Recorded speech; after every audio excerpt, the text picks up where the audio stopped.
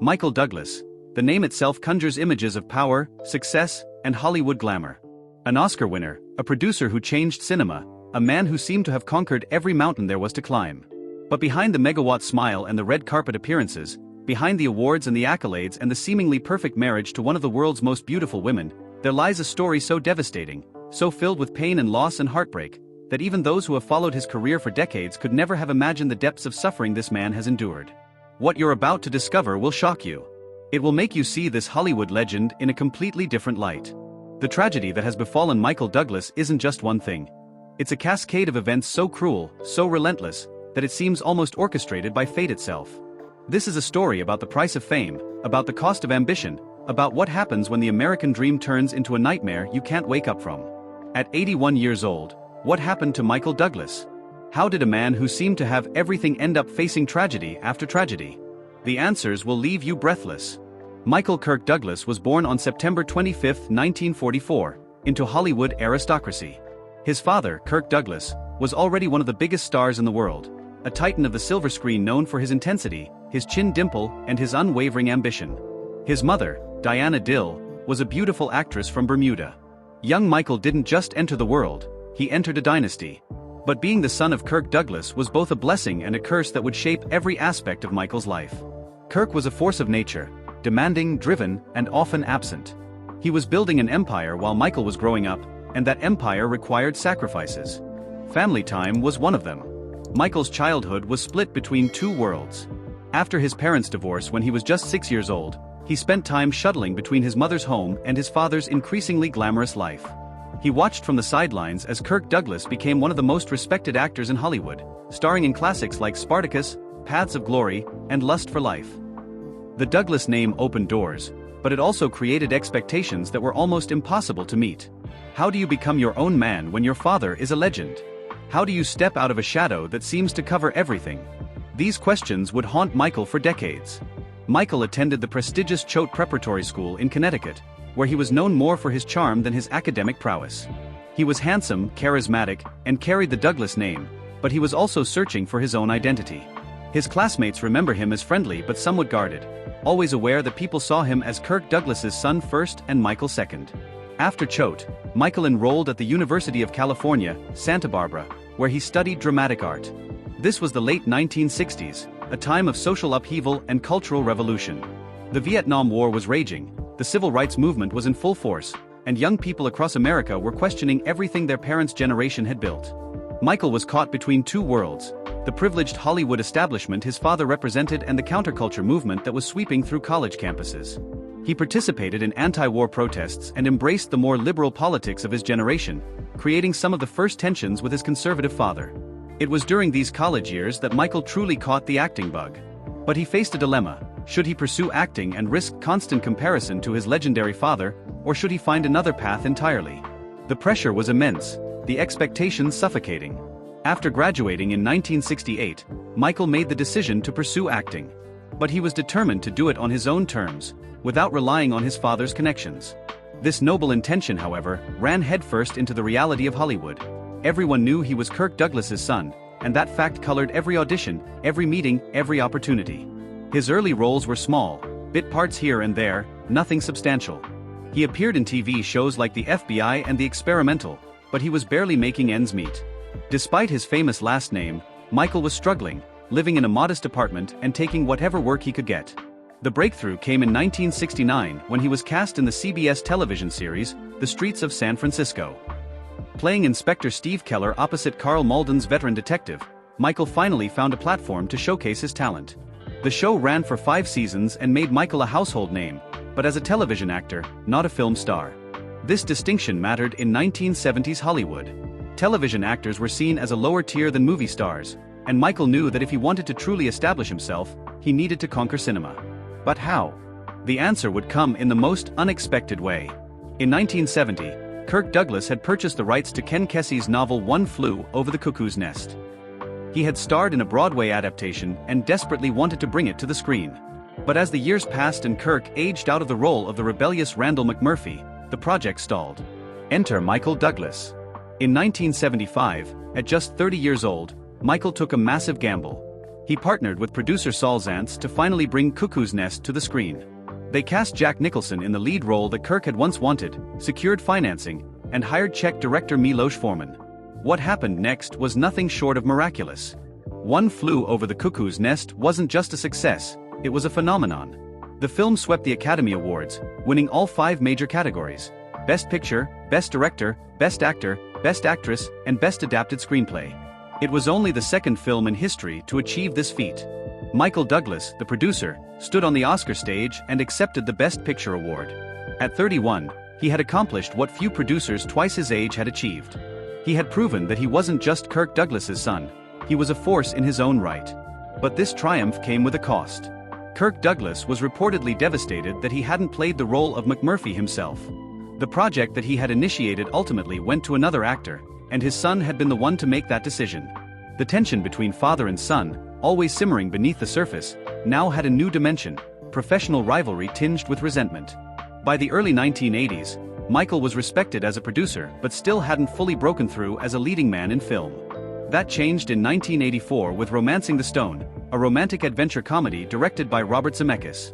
Michael played Jack Colton, a roguish adventurer who teams up with romance novelist Joan Wilder, played by Kathleen Turner. The chemistry between Douglas and Turner was electric, and Michael showcased a charm and humor that audiences hadn't fully seen before. He wasn't trying to be his father, intense and brooding. Instead, he carved out his own persona, sophisticated, witty, slightly dangerous, but with a twinkle in his eye. Romancing the Stone was a massive hit, earning over $115 million worldwide. Suddenly, Michael Douglas was a bankable movie star. The sequel, The Jewel of the Nile, followed in 1985, cementing his status as a leading man. But Michael wasn't content with being just an action-adventure star. He wanted roles with depth, complexity, and darkness. He wanted to explore the shadows of the American psyche. That opportunity came in 1987 with a role that would define his career and change cinema forever. Long before Catherine Zeta-Jones, before the tabloid headlines and the fairy tale romance, there was Diandra Luker. Michael married Diandra in 1977 when he was 32 and she was just 19. She was the daughter of an Austrian diplomat, beautiful, sophisticated, and seemingly the perfect partner for a rising Hollywood producer. The marriage began with promise. In 1978, they had a son, Cameron Morell Douglas, and for a while, it seemed like Michael had it all: a thriving career, a beautiful wife, and a son to carry on the Douglas legacy. But the reality behind closed doors was more complicated. Michael was consumed by his career, working constantly, traveling for months at a time. Diandra felt neglected, trapped in a marriage to a man who was married to his work.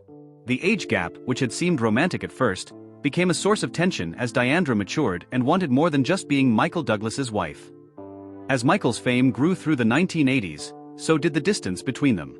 They tried to make it work. They bought a sprawling estate in Santa Barbara, traveled together, maintained appearances at Hollywood events. But underneath the glamorous surface, the marriage was dying. Diandra began spending more time in their home in Majorca, Spain, while Michael stayed in Los Angeles and New York for work. They were living increasingly separate lives, connected more by legal contract than emotional bond. In 1995, after 18 years of marriage, Michael and Diandra separated. The divorce wouldn't be finalized until 2000, and it would become one of the most expensive in Hollywood history. The settlement was staggering. Diandra received $45 million in cash and assets, plus substantial annual payments. But the financial cost, as painful as it was, wasn't the worst part. The emotional toll on Michael was severe, and perhaps even more devastating was the impact on their son Cameron. Cameron was 16 when his parents separated, at a crucial developmental age. He watched as his family fell apart, as his parents' acrimonious split played out in the tabloids, as his childhood home was divided up like assets on a balance sheet. Michael threw himself into his work, perhaps as a way to avoid dealing with the pain. But work couldn't fill the void left by his failed marriage and his increasingly troubled relationship with his son. Friends from this period remember Michael as drinking more heavily, staying out later, seeming lost despite all his success. He would later admit that he struggled with his own demons during this time: the pressure to maintain his career, the guilt over his failed marriage, the fear that he was becoming his father, emotionally distant and putting career above family. While Michael has never been as publicly associated with substance abuse as some of his Hollywood contemporaries, those close to him knew that he was no stranger to the excesses of Hollywood life. The late 1990s were a particularly difficult period. Michael was drinking heavily, attending parties, engaging in the kind of behavior that tabloids loved but that took a toll on his health and well-being. He was in his 50s, divorced, and questioning everything. What was it all for? He had the money, the fame, the awards, but he was profoundly unhappy. In interviews from this period, there's a weariness to Michael, a sense of disillusionment beneath the polished Hollywood charm. He talked about feeling burnt out, about questioning his career choices, about wondering if he had sacrificed too much for success. The industry was changing too. The kind of mid-budget, adult-oriented thrillers that had been his bread and butter were giving way to blockbuster franchises and special effects spectacles. Michael found himself having to fight for roles, having to prove he was still relevant in a Hollywood increasingly focused on younger stars. Throughout all of this, Michael's relationship with his father remained complicated. Kirk Douglas, even in his 70s and 80s, cast a long shadow. He was still active, still writing books, still making occasional film appearances, still the legendary Kirk Douglas. Michael loved his father but also resented him. Kirk had never been particularly warm or emotionally available. He had missed countless milestones in Michael's childhood while building his career. And even now, with Michael's own impressive resume, Kirk's accomplishments somehow seemed to loom larger. Kirk's memoirs, published throughout the 1990s and 2000s, often glossed over his shortcomings as a father.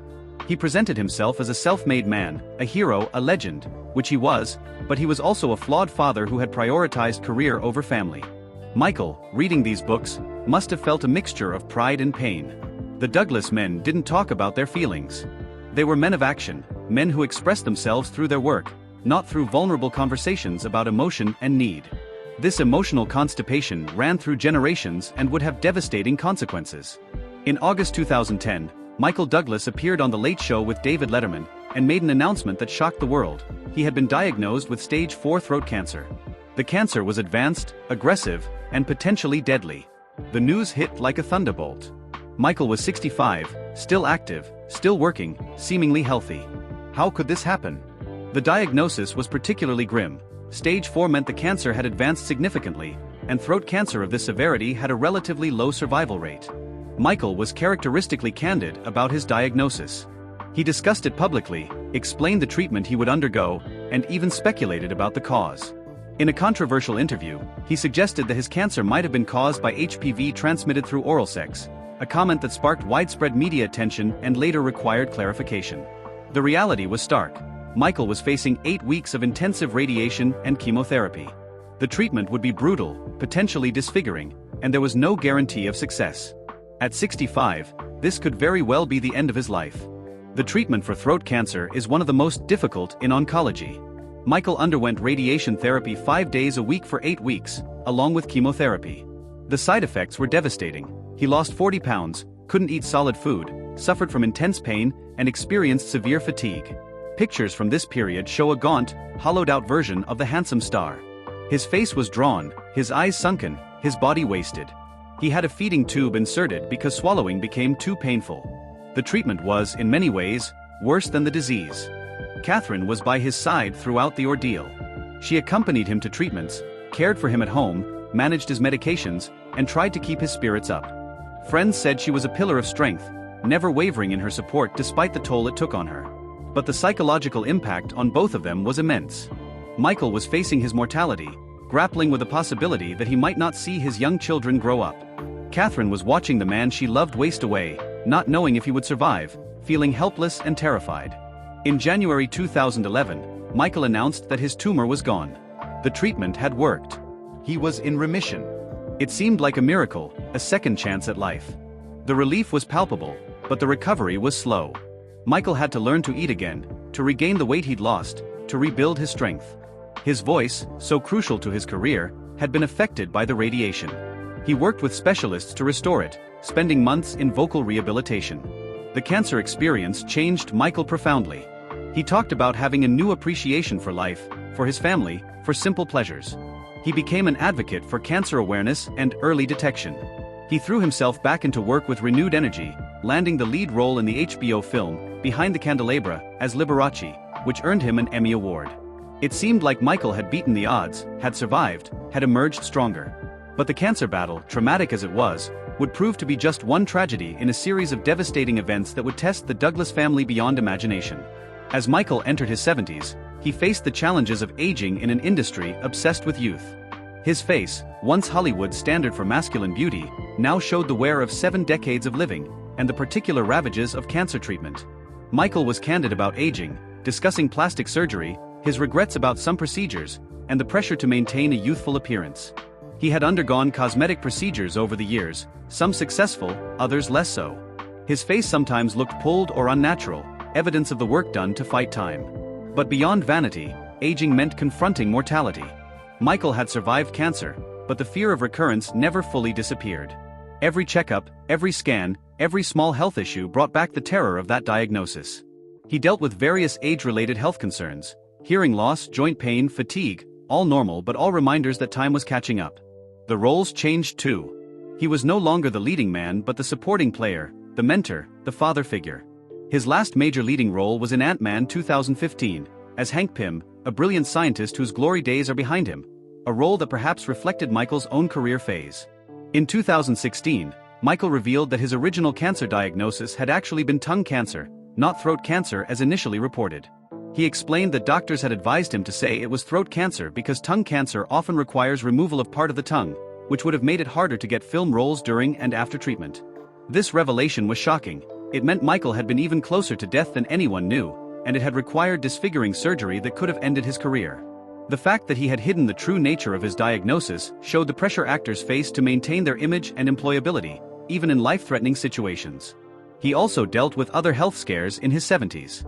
In interviews, he occasionally referenced new concerns, mysterious symptoms, the general anxiety of someone who has faced mortality and knows it can return at any moment. Every pain, every abnormality, every unusual symptom triggered fear. Catherine, despite their reconciliation, struggled with the stress of being a caregiver to someone with Michael's health history. She managed her own bipolar disorder while also managing anxiety about potentially losing her husband. The emotional toll was immense. Despite, or perhaps because of, his personal struggles, Michael experienced something of a career renaissance in his later years. His performance as Liberace in Behind the Candelabra, 2013, earned critical acclaim and numerous awards. His role in the Ant-Man franchise introduced him to a new generation of fans. He continued to work steadily, taking interesting character roles that showcased his range.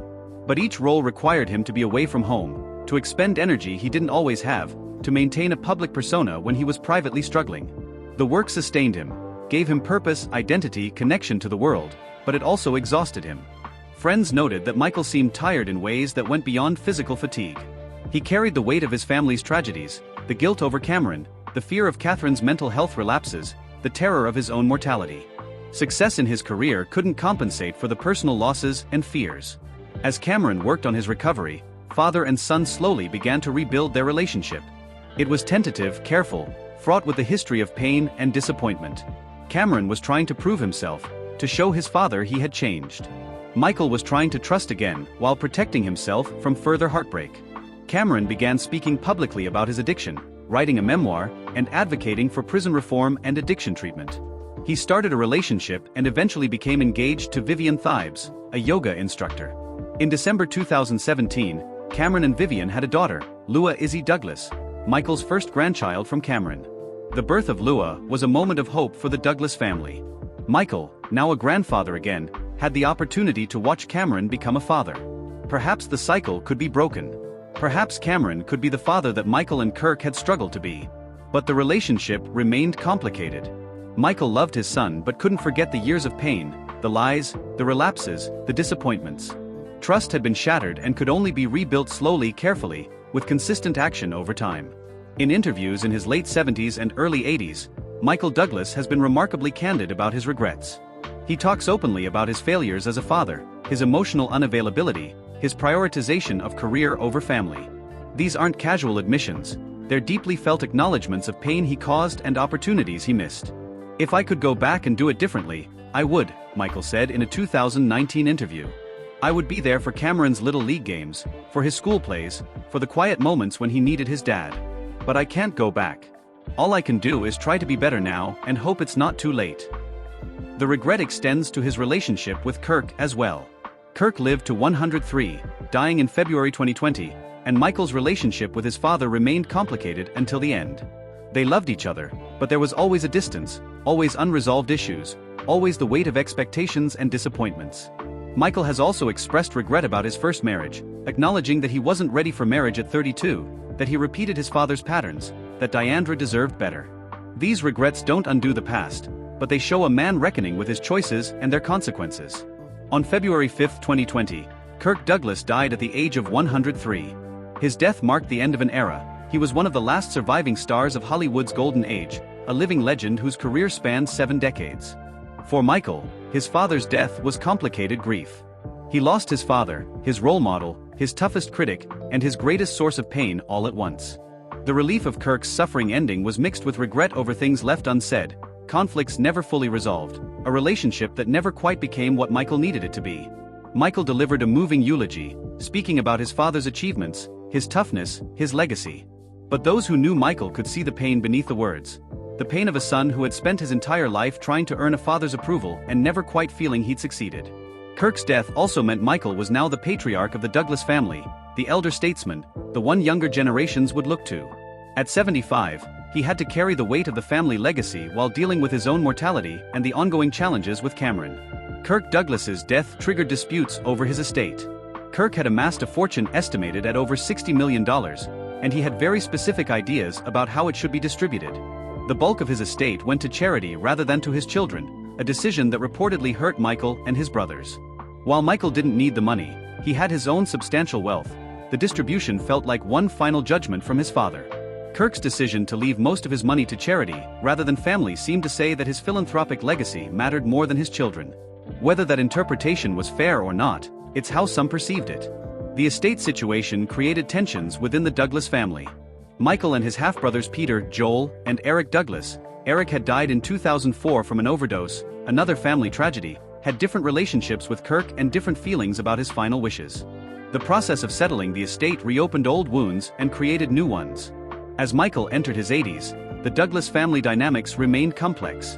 His relationship with Cameron was improving, but still fragile. His relationship with his mother, Diana Dill, who had lived to 92 before dying in 2015, had been warm but complicated by the divorce from Kirk and the difficulty of Michael's childhood. Michael's relationship with his half-brothers was cordial but distant. They had different mothers, different upbringings, different relationships with Kirk. The shared DNA and famous last name didn't automatically create close bonds. Family gatherings, when they happened, were often formal affairs with undercurrents of tension.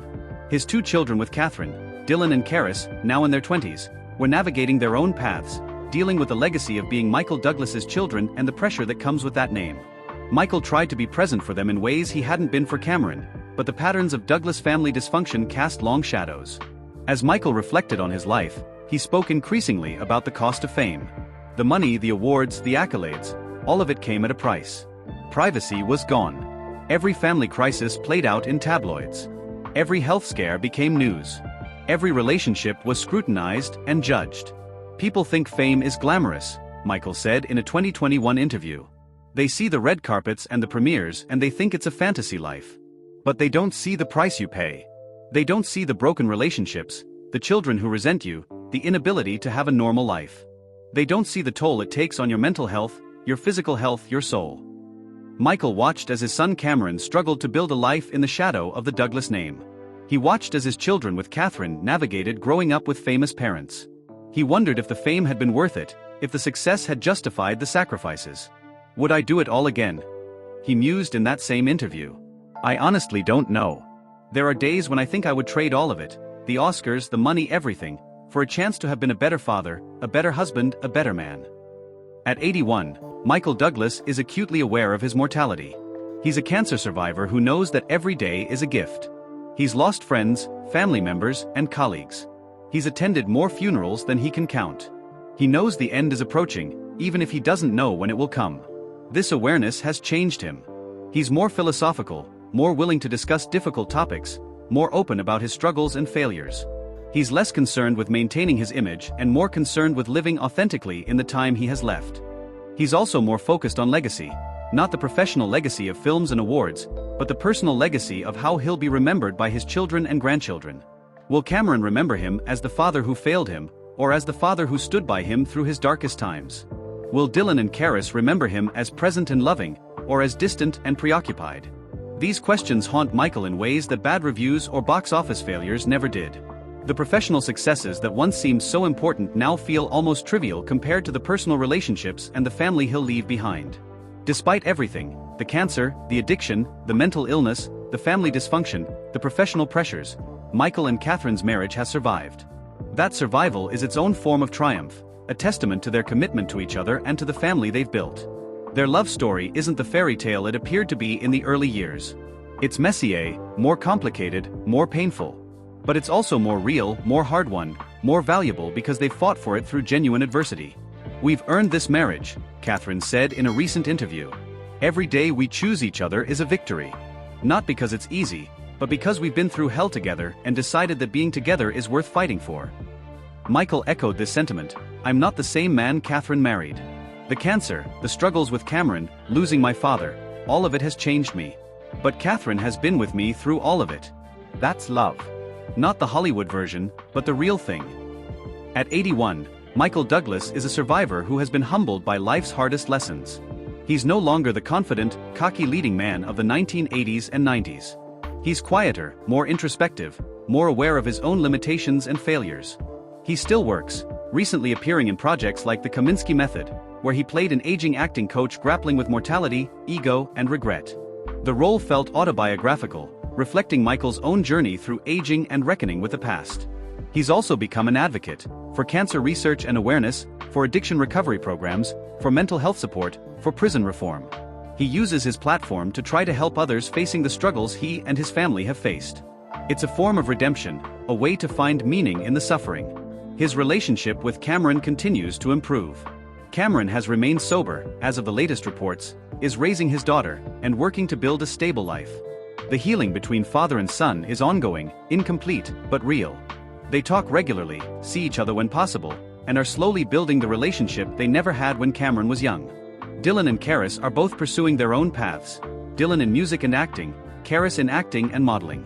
Michael is trying to be present for them, to avoid the mistakes he made with Cameron, to be the father he wishes he'd been all along.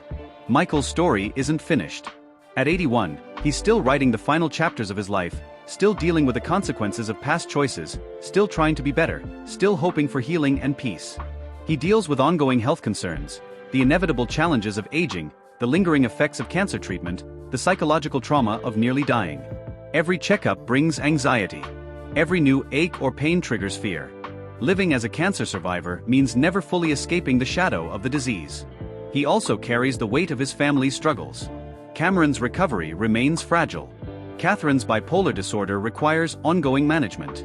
The grandchildren are growing up in the shadow of the Douglas name with all its blessings and curses.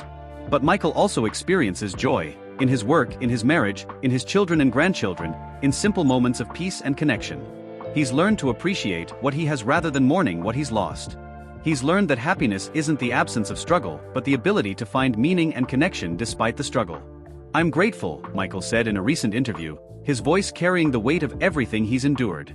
"I'm grateful to be alive, to have survived the cancer, to still have my wife and children, to have reconciled with my son. I'm grateful for every day, even the difficult ones, because I know how close I came to not having any days left at all." The tragedy of Michael Douglas isn't one thing. It's a lifetime of challenges, losses, and struggles that would have broken lesser people. It's a father's relationship that was never quite right. It's a marriage that failed and a son who followed in his footsteps of emotional unavailability. It's cancer that almost killed him. It's watching his oldest son descend into addiction and incarceration. It's his wife's mental health crisis. It's the near dissolution of his second marriage. It's the loss of his father with so much left unresolved. It's the constant public scrutiny of every private pain. But Michael Douglas's story is also about survival, about resilience, about the human capacity to endure unimaginable suffering and still find reasons to continue.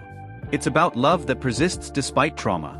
It's about a man who has made terrible mistakes but has had the courage to acknowledge them publicly. It's about second chances and the hard work of redemption. At 81, Michael Douglas stands as a testament to human complexity. He's not a hero or a villain, but a flawed human being who has lived a large, consequential life filled with both triumph and tragedy. His story reminds us that success and suffering are not mutually exclusive, that fame doesn't protect against life's cruelest blows, that family dysfunction can persist across generations unless consciously interrupted. If this video moved you, please like and subscribe to support more in-depth stories about Hollywood's most compelling figures. Share this with someone who needs to hear Michael Douglas's story of survival and resilience. What tragedy shocked you most? Let us know in the comments below. Remember, behind every famous face is a human story of struggle, loss, and hope. Stay tuned for our next video exploring the untold truth behind another Hollywood legend. Thank you for watching.